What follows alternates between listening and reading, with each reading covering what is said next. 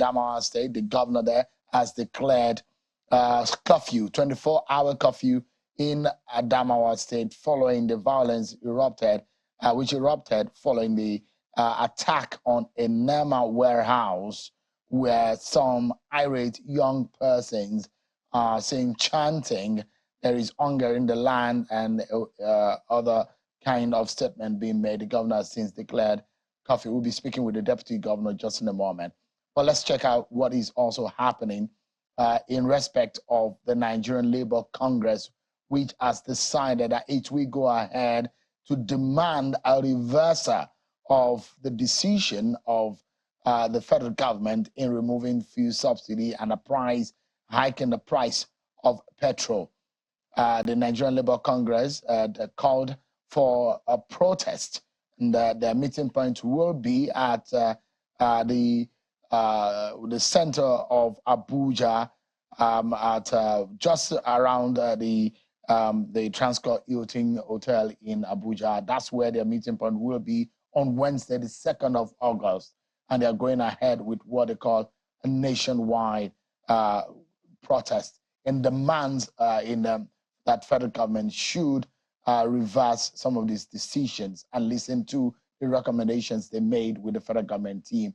Let's get some sense on what these mean. I'm being joined by our former president of the Trade Union Congress, Mr. Peter Esele, who joins us virtually. Thank you so much, Mr. Esele, for joining us. Give us an understanding. This kind of decision of the Nigerian Labour Congress, it does look that they are resolute in demanding.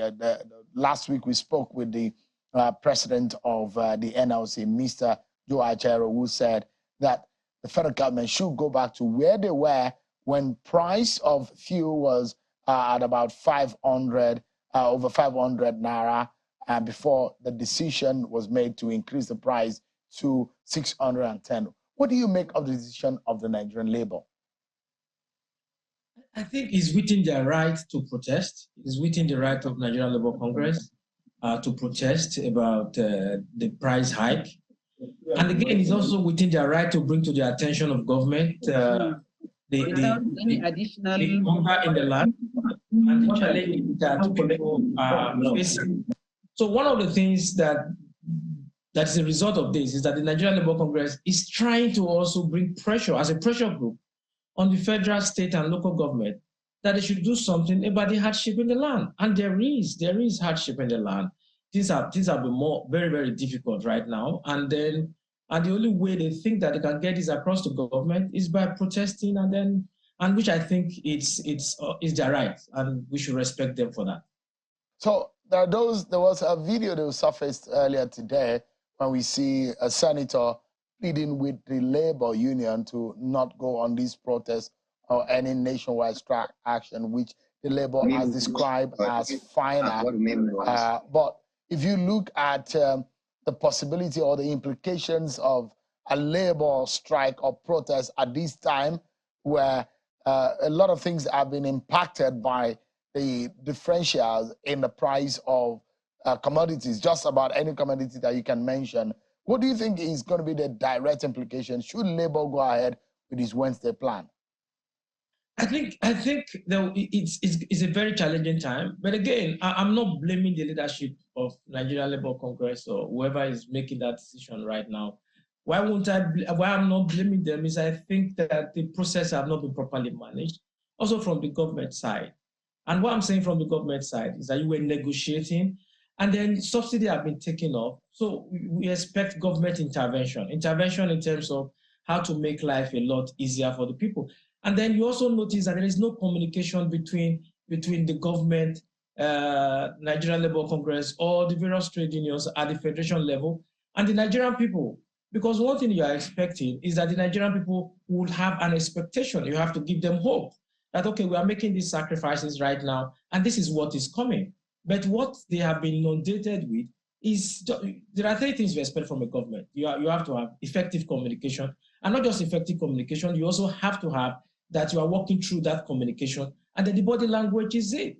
Now, if you are an ordinary man on the street, and then you hear now that you are paying so much for transportation, and then the National Assembly is telling you that they are spending billions of naira wanting to get new cars for their executives, And then you also hear that, okay, they are spending another 70 billion naira. So to cushion the effect that they are going to, that is coming to them.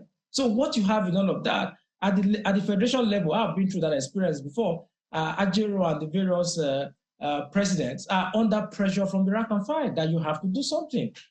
And what the government need to do is that the government need to do something to also show that they are working to bring down the suffering of the ordinary man on the street. But so far, nothing is happening.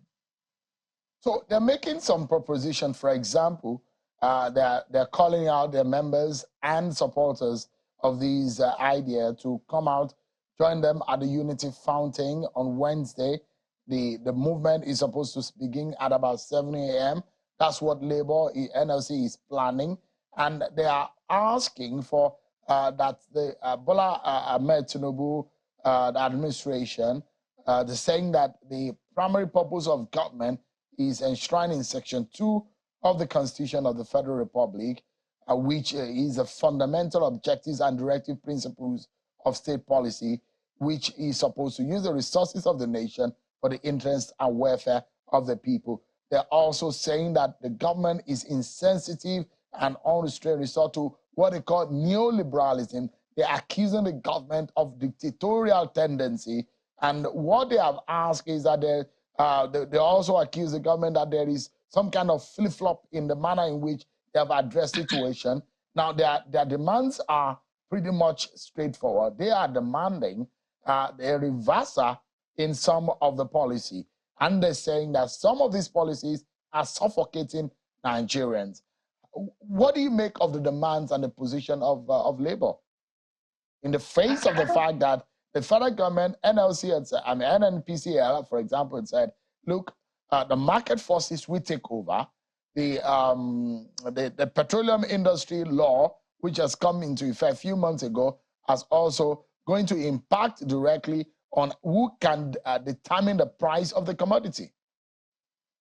Now, in terms of, I don't think what they are requesting is unreasonable. It's not unreasonable, but it's subject to negotiation. Now, if I was in the shoes of the government, what would I have done? First thing first, government would not have allowed Labour to get to this level. If you look at the rules of engagement that I expected government to have done, was immediately you are taking off subsidy, then you make your pronouncement about intervention. Cash transfer, that cannot work. And I'm hearing now you are going to do, states may likely do cash transfer. That too is not workable. Nigerians don't want cash transfer. So what would have been my option? The first option would have been, immediately I say I'm taking away subsidy, you go ahead and tell Innocent and NAMCO, as I start producing vehicles, CNG-powered vehicles, and give them guarantee that whatever they produce, you buy. Then you ask Leyland, Peugeot, and Ashok, and say, okay, you do the intracity. Now, what will now happen is that the people now look forward to, okay, buses are on their way. And when these buses are on their way, they are going to be powered by CNG. If they are powered by CNG, what will happen is that the transportation cost will be cheaper by up to 50% than what we are paying right now. So what that invariably means is that you take away the anger of the people, and you also make it difficult for Nigerian Labour Congress, TUC, or whoever, to call the people and say, we want to protest. But right now, the hardship on the street is making the people to want to look forward to something need to give. So there is still room for negotiation, but government must move beyond platitude. There must be a plan. There must be a short-term, medium-term, and a long-term plan. And the entire state, that is the federal, the state, and the local government must be at sync. Not federal government doing something different, states doing something different, and local government doing something else. That just won't cut it. So what you have now, I know Joe Ajero, I know the pressure he would have been since the pump price moved from 195 to 500 plus, and now it's 600. It's going to be 600 plus in Abuja, 500 plus in Lagos. And I can also assure you, if the current price of crude oil keep going up, by September, when the 90-day stock will have exhausted, you are likely going to pay more. We'll be looking at the range of Lagos hitting 600 plus, while Abuja may also be going towards late 600, heading towards 700. So the challenges ahead are there, but what I expect the government to do is put on its thinking cap and find a solution to this. Nigerian Labour Congress have every right to protest. But if you talk in terms of timing, my worry will be they may likely lose it on the street. That's one, because there's so much pressure. And then secondly, you just see what is happening at Adamawa. You just reported it.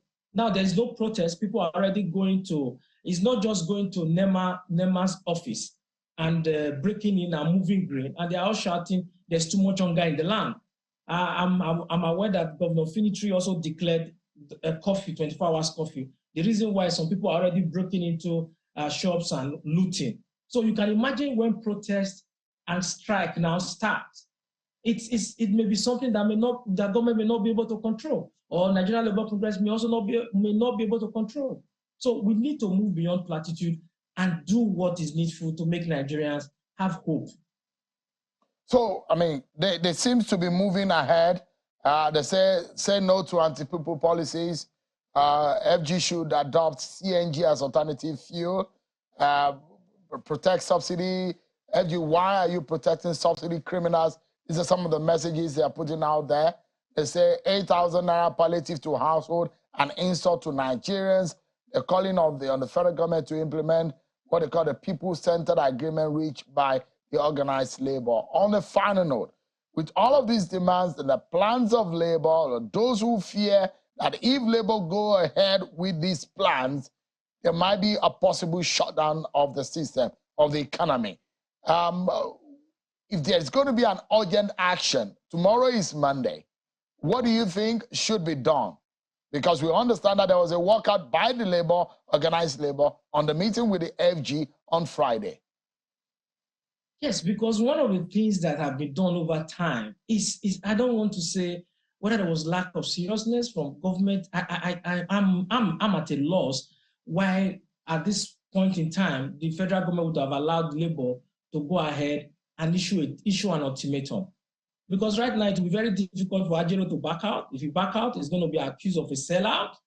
And then the other option for government is that government should come out with a plan and say, this is what we are doing. So what we have had over time is government is kicking the can down the road. One, invest in CNG. You just saw one of their demands now is government to invest in CNG. And when you invest in compressed natural gas, what would that do? Converting vehicles to CNG is that one, it will create more jobs. The jobs will come from fabrication. The jobs will come from dispensing, because the jobs will come from maintenance. Now, the economy needs stimulus. At the moment, there's nothing stimulating the economy. And at the moment, if you go everywhere you go, people are not happy. And I also have my worry about the protest, and I also have my worry about the strike. But the challenges now is that even the organized labor right now, the rank and file, will be up in arms against the leadership, that the leadership must do something. So the federal government have not done enough in allowing labor to go this far. Because when you move from 195 to 515, it actually forced labor into a corner. The leadership couldn't do anything because on the street, people were like, oh, let's have this subsidy taken away and let's see what will happen.